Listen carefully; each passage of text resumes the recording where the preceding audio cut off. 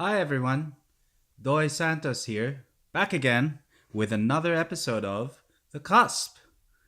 Yes, after a long hiatus, our last episode took place way back in January 2018, over a year ago. I'm really sorry for not being able to update the podcast. I've been doing a number of things in the interim. Been focusing on releasing policy briefs on the website as well as blogging. I published an article in the Inquirer back in August last year. And so I've also been focused on work and family and other things. So, it's been difficult for me because I've always wanted to come back, but now I'm back and I hope to be producing more of these more frequently. I'm also going to be focused on the audio version now rather than, thinking about all the production value that I need to add if I were to produce videos. Well, anyway, after this long break, where are we gonna start? I guess a good place to start is where we left off with our discussions on what form of government best suits the Philippines in episode 15. So, uh, you know, back then we were talking about the proposals of the PDP Laban to revise the constitution. But lots of things have happened since then. Former President Gloria Macapagal Arroyo became Speaker of the House with the endorsement of Davao City Mayor Sara Duterte, the daughter of the president, whose role is becoming more prominent now as we head into the midterms, with eyes focused squarely at 2022 and what happens then when Duterte steps down. GMA's speakership in the middle of last year basically or effectively ended any discussion of charter change in the upper house, as Tito Soto and the senators dropped it like a hot potato for fear that GMA would try to parlay her speakership into becoming the new PM. Incidentally, the same accusation or suspicion was given to her father in the 1970s during the Constitutional Convention called by Marcos in 71. Diosdado Macapagal, who took over President Garcia as head of the convention,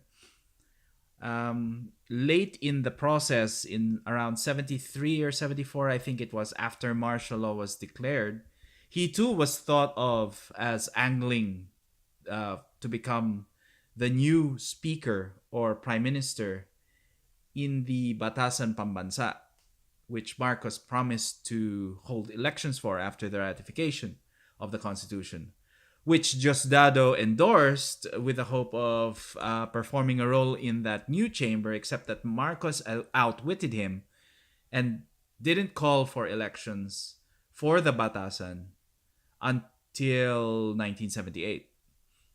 So anyway, with that sort of aside to history, given GMA's ability to stir suspicion among the senators, any talk of cha-cha was dead on arrival, literally, in the Senate. Now, luckily, this is her third and last term as Congresswoman. She reaches her term limits. And so after the new Congress is elected, the talks can start to resume, possibly, when a new speaker is elected. The president, for his part, has not waited for that. He's revived talks of federalism after speaking to former ARMM Governor Nur Miswari. Miswari threatened to declare war on the government if it didn't enact a shift to a federal system. This was shot down by Duterte's defense secretary, who basically said, well, go ahead, make my day. Miswari, you don't have the capability anymore of waging a war like you did back then. And so, basically, the senators didn't take a liking to that either. Who is he to threaten us if we don't do what he wants? He's going to declare war. And that should convince us to take up the cause of federalism? No way. So that was that. Meanwhile, Prime Minister Mahathir bin Mohamad of Malaysia, Malaysia, which brokered the deal between the Philippine government and the MILF, the Moro Islamic Liberation Front. He did a victory lap in the Philippines some time ago, not too long ago, really, during a state visit. This visit inevitably led some people to draw comparisons between the two nations. Malaysia, which follows a federal parliamentary system, and the Philippines, which is unitary and presidential. So, when you compare the two countries, where does Malaysia sit in terms of the economic ladder? Quite far above the Philippines is the answer. The average income, the average per capita GDP in Malaysia is $11,500 right? So that's the average output, economic output per person in Malaysia, 11,500 in 2017 compared to the Philippines, which is 2,900. Okay, so that's about 5 times greater than our per capita GDP. Even if you take purchasing power parity into account, which sort of says like, if McDonald's costs, a hamburger costs, let's say 50 US cents in the Philippines, and it costs $1 in Malaysia, we should the income can stretch much farther in the Philippines. So even if you take that factor into account, Malaysia is still almost 4 times bigger than the Philippines. But back in the 1960s, there wasn't really that much separating the two countries. Malaysia had a per capita GDP of $1,300 US dollars, and the Philippines had about $1,100 US dollars. Okay, that's roughly calculated back there. Okay, now that's from 1,300 to 11,500. That's a growth rate of about 3.8% year on year over the past 57 years for Malaysia. Whereas the Philippines growing from 1,100 to 7,500, that's on average about 1.8% growth year on year during the same time. So our growth has been about less than half Malaysia's growth in per capita GDP. And over a long period of time, 57 years is a long period of time, in economic terms, and dog years and human life terms. It's more than one generation, you should say. That's led to a massive disparity of income between the two countries. Massive disparity, so that now, there's a yawning gap. And even if we account for the fact that today the Philippines is growing faster than Malaysia, both in total GDP and per capita GDP terms, Malaysia's already achieved, they're growing but from a higher base. So every year, in absolute terms, Malaysia's growing about 3.5% a year over the last 6 years. So 3.5% of 11.5 is about $4,000. They're adding $4,000 to their income on average. The Philippines at close to 5%. 5% times, let's just put it at 3,000. Let's round it out to 3,000. 5%, that's about, what is that? That's about $150. Sorry, Malaysia should be growing at, with $400 a year. Philippines is adding about, what was it? $150 a year. Because we're growing at different rates, but from different levels, from different starting points. And so we have got a lot of catching up to do, right? So So now, how did Malaysia achieve their success? How did they achieve that? You know, uh, you might say ethnically we're very similar. The Malay race, encompasses the Philippines and Malaysia. Both countries are multi-ethnic societies. Uh, we both have multi-party systems as well. So you know, um, here's the difference though. The ruling UMNO party, uh, which Mahathir which Mahathir led and was the prime minister from 1981 to 2003 when he stepped down. They've enjoyed, a continuity, a succession, a good run, basically, of stability and continuity during that period. Unlike what we have suffered during much of the last half century. UMNO was in power since Malaysia's independence in 1959, all the way up to 2018, when Mahathir challenged who was in retirement, came back from retirement, decided to challenge Najib Razak, who he accused of corruption. There was massive election spending. Some said there was a lot of cheating going on. But Mahathir successfully won his coalition, which his new party, the PPBN, led. They won a majority of seats in the House of Malaysia, in the Parliament of Malaysia, and so, but UMNO has been in power for much of Malaysia's development as a nation economically since the 1960s, and particularly from the time that Mahathir assumed the prime ministership back in 1981 until the time he stepped down in 2003. So there's been a lot of stability and policy continuity.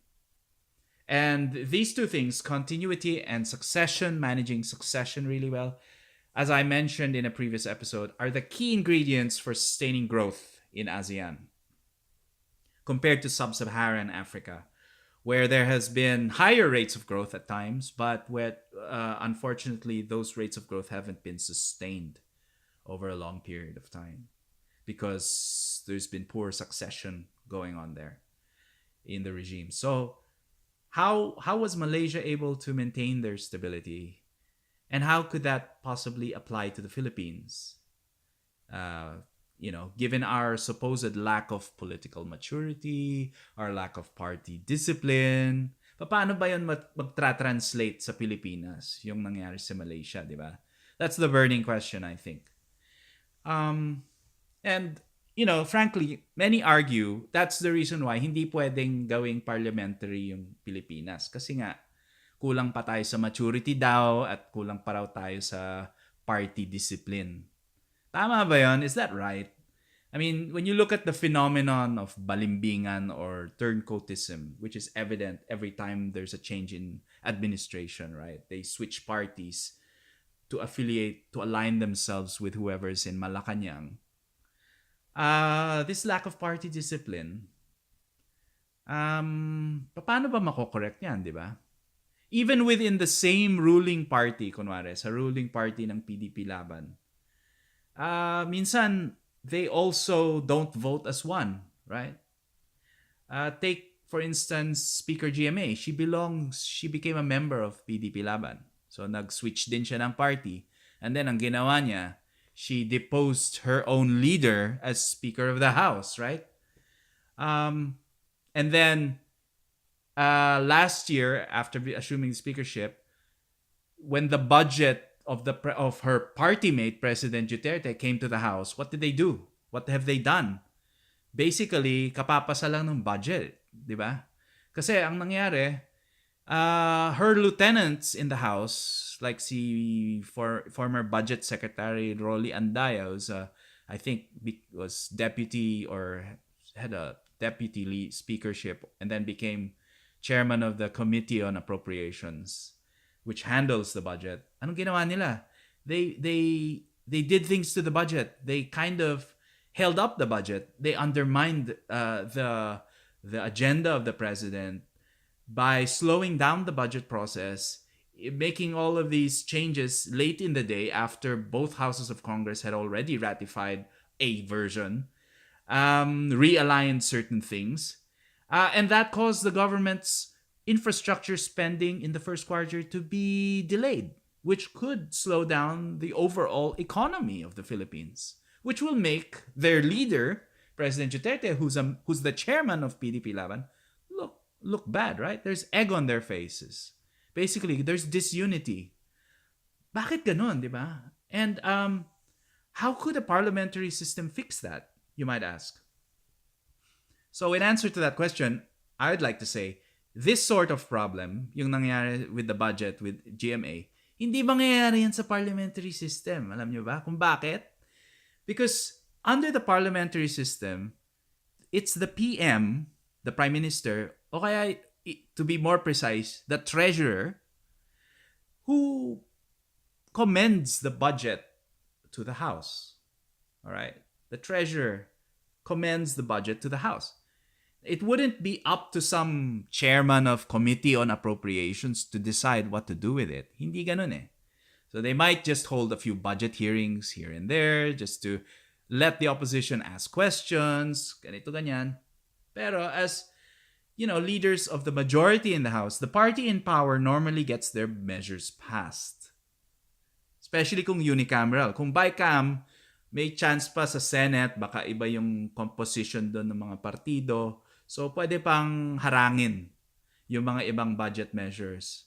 But generally speaking, in a parliamentary setup, if it's bicam, the Senate doesn't... It's like in the presidential, the House, the budget comes from the House, the Senate concurs. But they usually cannot block or shouldn't block the votes. No? They can only improve on it. So, ganon, ano? Kung bicameral.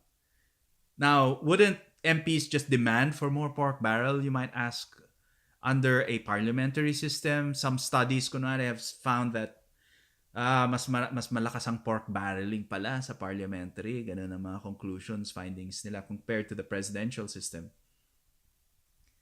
Again, I don't know what these studies are based on, but in the parliamentary setup, pork only tends to happen in key marginal districts, in key places where the swing might go against the government of the day. So when the opposition is at risk of stealing a few seats in certain places based on the polling, the government might, roll out a bunch of projects in those districts to help support the local member to prevent the seat from flipping to the opposition and thereby costing them incumbency, So, ganun ang nangyayari. Dun lang sa mga marginal seats, nagkakaroon ng pork barreling.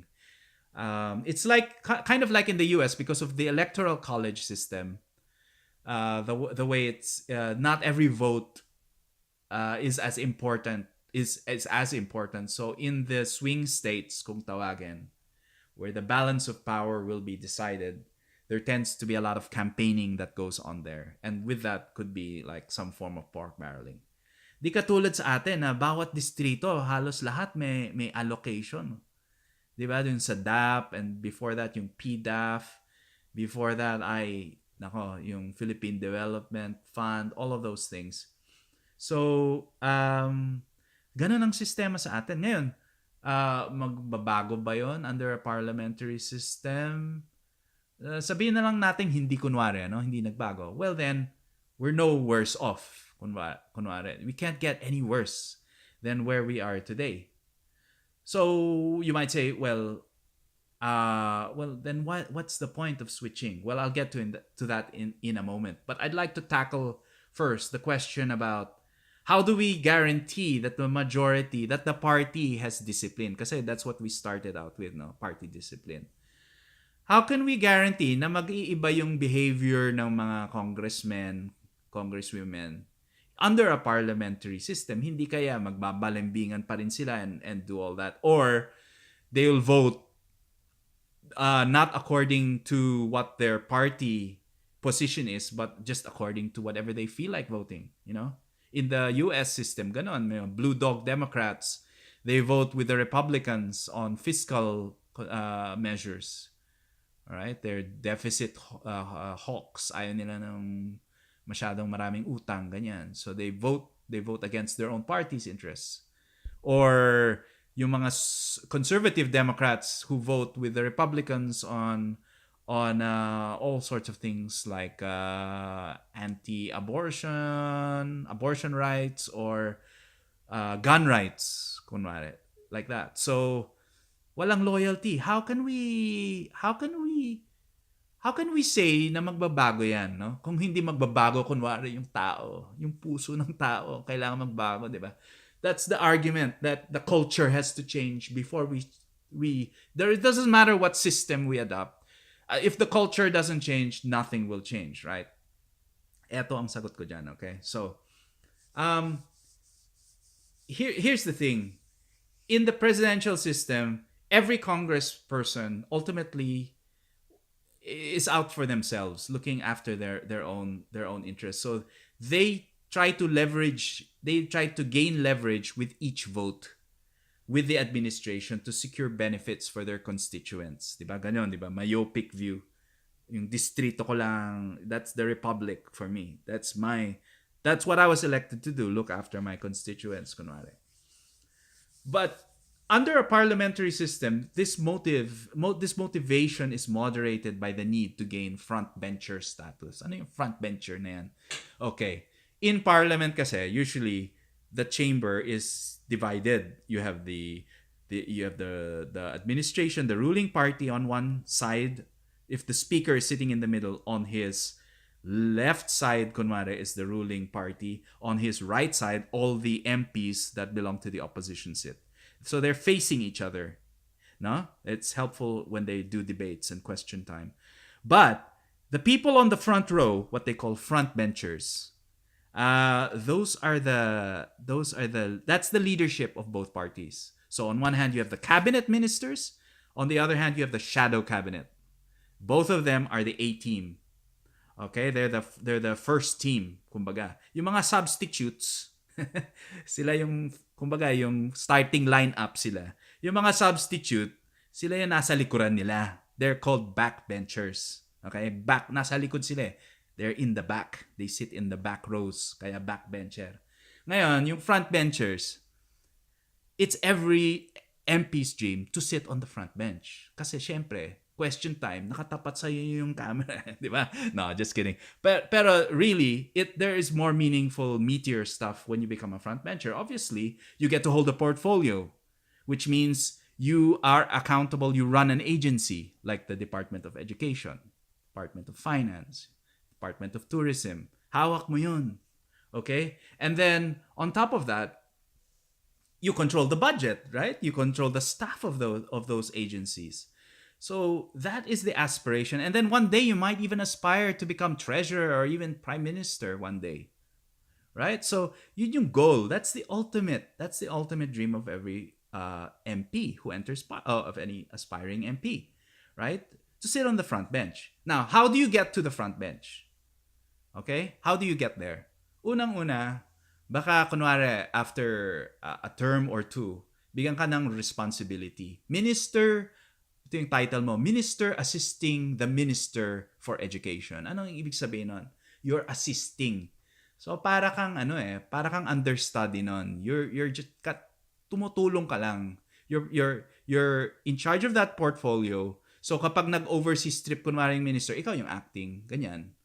So it's like you're the understudy. They're preparing you for positions of leadership. Yan. So nakaumang ka na, ready ka na take over. O kaya gawin kang cabinet secretary. So, wala kang portfolio, tumutulong ka lang sa cabinet process. Yung mga papeles na pumapasok, ano yung priority, second priority, ganyan. So, usually ganon. And then eventually, pagtanda mo na, dun ka lang makakahawak ng cabinet portfolio. You know, an agency kung tawagin. So, yun na. You've reached the pinnacle of your career. When you become either the part of the shadow cabinet or the cabinet itself. Yun. You get to wield real power. You can take charge of a department. You get to exert real influence and implement change. That's it. Sa presidential system ngayon, ano yung aspiration ng bawat House member? Well, siguro to be committee chairman, ganyan yun. Chairmanship. Importante yun. Okay? Anong gagawin mo kapag chairman ka ng committee? Anong gagawin mo doon? Well, a committee chairperson holds hearings. That's it. You call people, mag-appear ka sa committee ko, testify ka, tatanungin kita naman, I'll ask you a few questions, sasagutin mo, magbabang ako ng gavel, sasabihin ko, you're out of order, I don't like your answer, ikaw naman magsalita ka dyan. Okay? So parang gano'n ang trabaho mo sa house. Yun lang po. That's it, ano? So, ganito, between yung motivation mo, no, yung career aspiration mo, between holding a budget, between having responsibility over an agency or having responsibility over a committee and holding hearings, what do you think is the bigger incentive? Obvious, di ba? You'd want to hold a portfolio while at the same time being a legislator. Ganun ang kagandahan ng parliamentary. Right? So ngayon, pag nagkaroon ng botohan, no? Are you going to vote in line with your party? Or are you going to vote according to your conscience? Siyempre, di ba? If you have any desire whatsoever to advance your career under a parliamentary system, kailangan aligned ka dun sa party mo.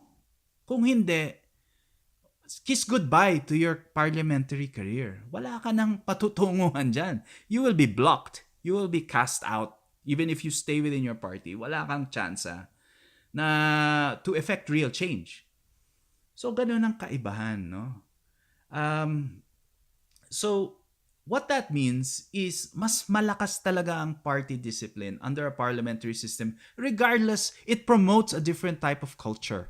Structure, the form, promotes party discipline. Okay? And we can look at the US, where there is no discipline even within a strong two-party setup, Democrats and Republicans. It's very hard to pass measures that way, no? Even if, kunwari, a congressman, his dream is to become a senator one day, alam niyo yung mangyayari sa kanya? In the parliamentary setup, you can only become prime minister if you come from the House of Representatives. Right? So there's actually there's no point if you to become a senator in a way, in a bicameral parliamentary setup. Because the prime minister is the leader of the ruling party in the House. So an MP really has no choice but to toe the party line when it comes to voting for bills sponsored by cabinet. So ngayon, how will that improve things, you might ask? How will that lead to the right policies being adopted? Kasi baka naman ang mangyari nun, maging one-party state tayo, isang partido lang, since time immemorial and as far as the eye can see. Magiging autocratic state ba tayo? As was the experience of Malaysia and Singapore? Ganun bang mangyayari sa atin? We will lose, masaya kasi, di ba? Kapag presidential, papalit-palit kayo. Ngayon, here again, ito yung punto. Given our multi-ethnic regions, no? We are, in fact, a federal state, de facto federal state in our politics. Kasi our politics splinters along ethnic and linguistic lines. And our multi-party system, maraming mga local parties yan. So, but in a multi-party system, ang nangyayari is that the administration never really becomes a monolith. So you'll have a senior party like PDP Laban, which is the senior party in a coalition, coalesced with other minor parties that help them form a majority. That's in a multi-party system. So ganun ang mangyayari. And what happens kapag ganun, like as in the case in Malaysia, they have to take into account the interests of the minor parties. And so what does that do? It helps broaden their perspective, right? It allows them to engage in mutual accommodation for their junior partners who have a seat in the cabinet table. And this moderates their views and forces parties to appeal to a broader constituency, not just their own. So this allows, even within a one party state, this allows for diversity of opinion and accountability to take place. And one other thing important about the parliamentary system is the meritocracy that it breeds within parties. So if you have to toe the line and remain loyal to gain promoted, then you will. And it means that the best of the best and the brightest rise to the top. No? There are hardly any celebrities in a parliamentary democracy. But in presidential democracies, you have Donald Trump, for example, who was a reality TV show celebrity. You had Rogelio de la Rosa, who nearly became president in the 1960s. Erap Estrada, FPJ, who nearly became president. And potentially Manny Pacquiao, no, in 2022. Simply on the basis of their popularity, not their skill as a parliamentarian, not their skill in crafting laws and implementing budgets and so forth. In India, you go to India, they have a multi-billion-dollar Bollywood industry there, full of actors and famous people. Pero wala masyado kang naririnig na actor na pumapasok sa politika, tumatakbo, nagiging leader ng ruling party or opposition or whatever. Sa Pakistan, nangyari with Imran Khan, the cricketer,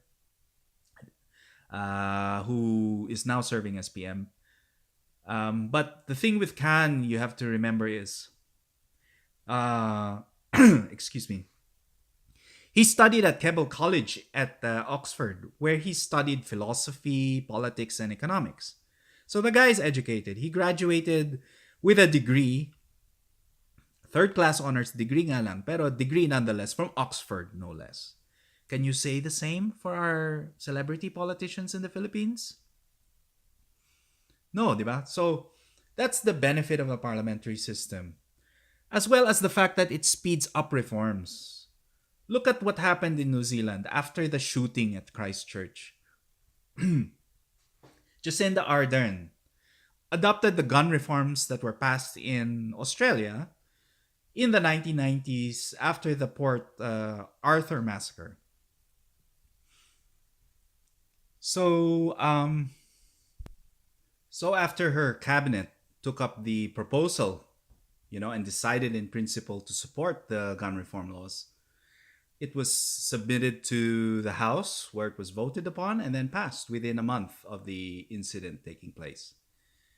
Meanwhile, in the US, where mass shootings have been going on a fairly regular basis, maybe one every other day, one every week at least, and gun reform laws have been pushed time and time again in both houses of Congress, and has gotten nowhere, even with the support of the president at times, from President Obama when he was president.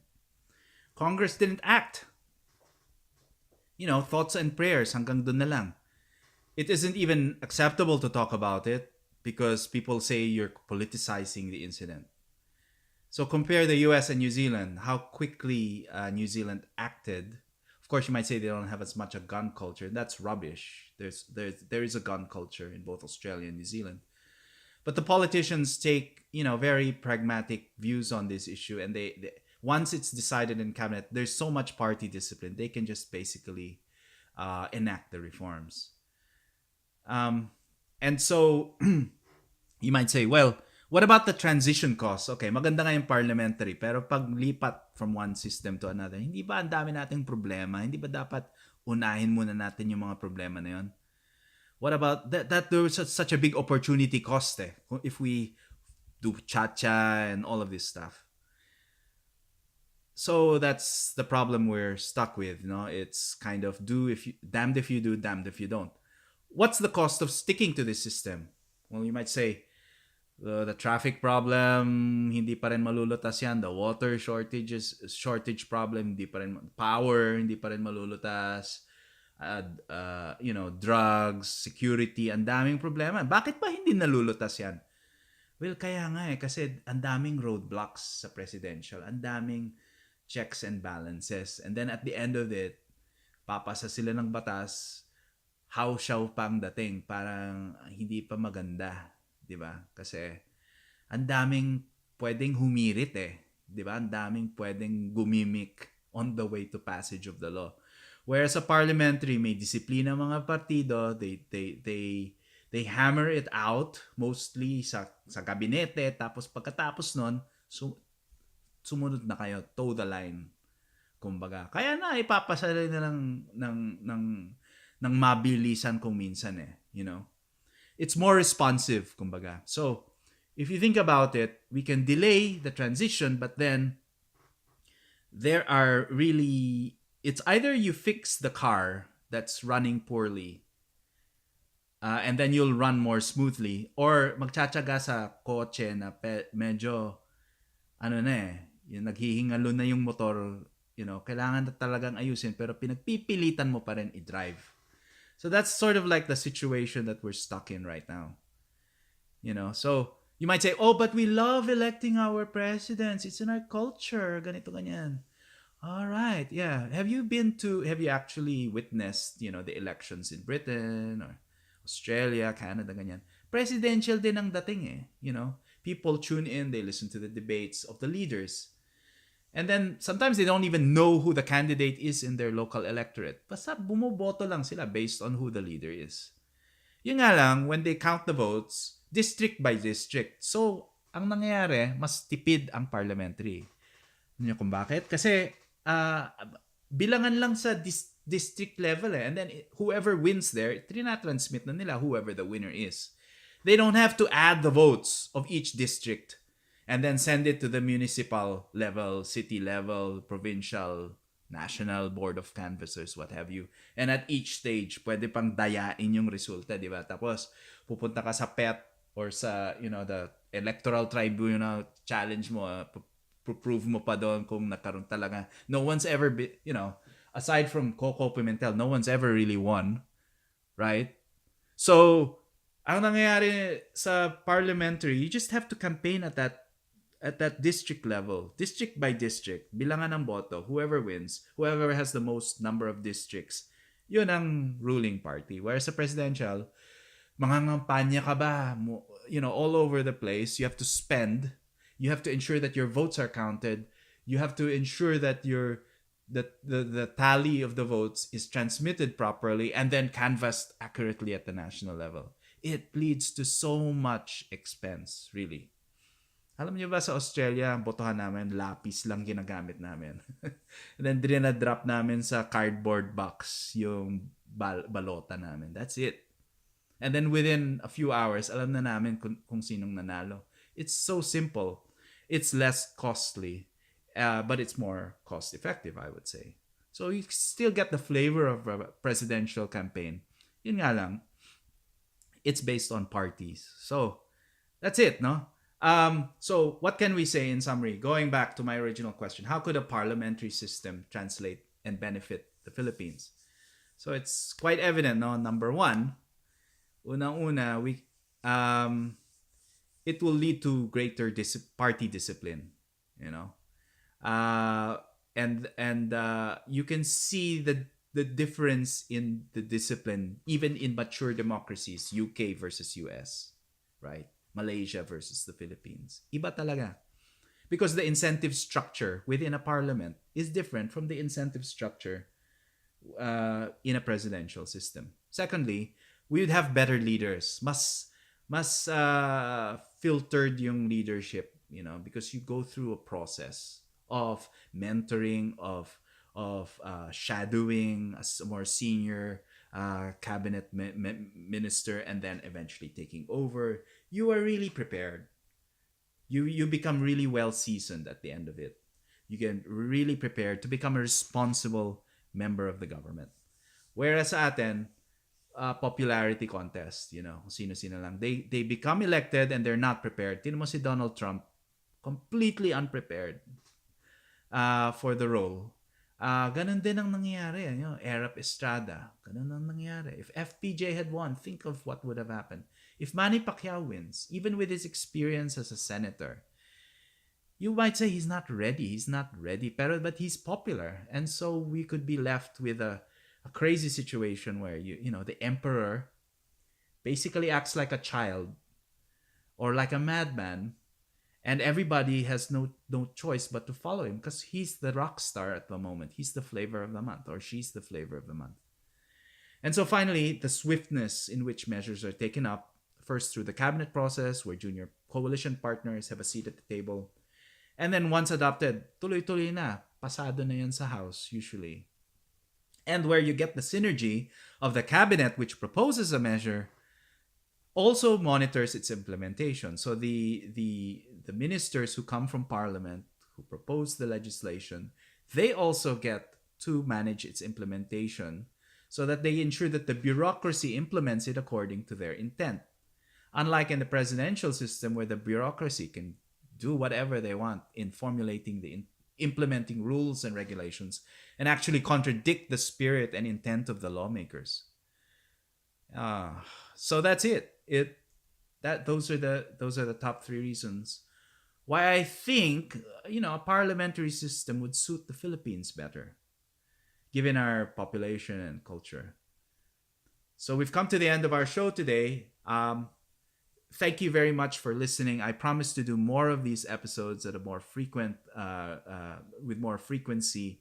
But in the meantime, please do check out the website cosp-ph.blogspot.com. Subscribe to my Twitter feed at cosp_ph and Facebook page at cosph. And I'll be uploading this on the YouTube channel very shortly as well. Leave me a comment. I'd love to hear from you guys. Send me a question or a comment and I could address it in subsequent episodes. I really hope you enjoyed this show. It's been a long time coming. I'm glad to be back, and I hope to see you next time on another edition of The Cusp.